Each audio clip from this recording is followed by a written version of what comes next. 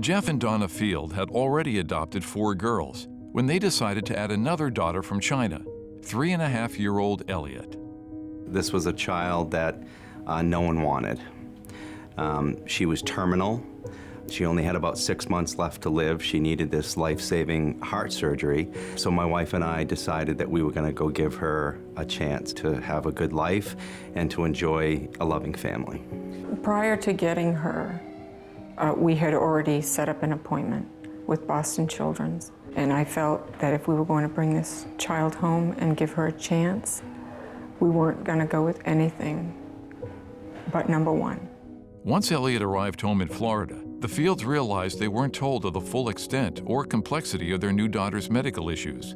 A doctor there gave them the news. He came out and said, "When is your appointment in Boston?" And we said not for 2 weeks. And he told us that we didn't have 2 weeks. So we boarded a plane the next day, and that's how our journey started at Boston Children's. Elliott was diagnosed with a host of problems, including transposition of the great arteries, in which the 2 main arteries of the heart are reversed.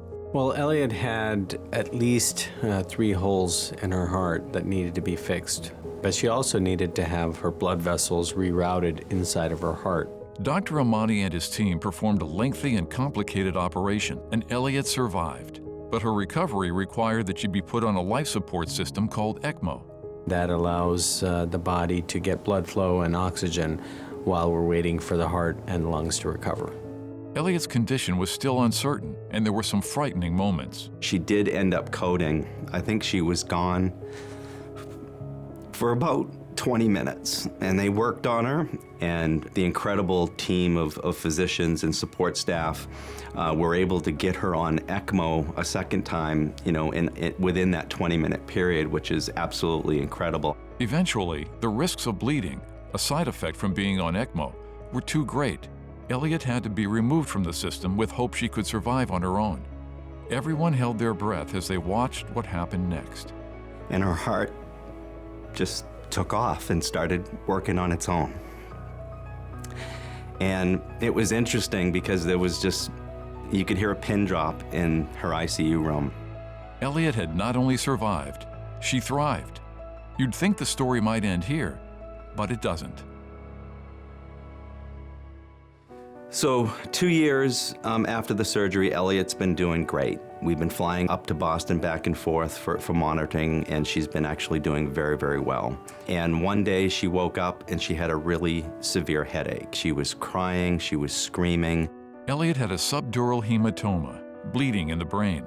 Now living in Atlanta, surgeons there had to act quickly. Essentially took off half her skull on the right side of her head for decompression so that, the brain had somewhere to go when it swelled up. After the surgery, Elliott developed complications. Despite resistance from the doctors in Atlanta, Jeff and Donna knew the best place for Elliott was back in Boston, and they were determined to get her here no matter what it took. I actually chartered my own medevac jet and paid for it out of pocket myself to get her up here so she could be properly evaluated. And within a day of her being here, she was diagnosed with a massive brain infection.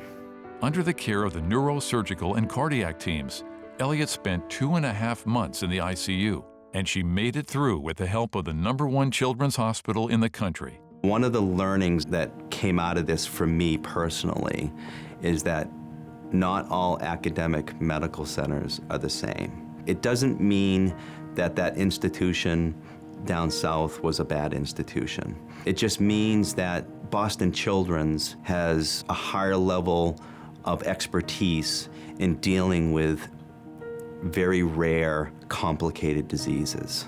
Elliott will need more operations as her heart continues to grow, but the outlook is very positive. I can't say enough about Boston Children's Hospital. She wouldn't be here without the care that she received here. They did everything possible. My wife and I knew we made the right decision bringing her to the best place on earth to give her a chance to survive this surgery. And we knew that the risk was high that she may not make it, and she made it.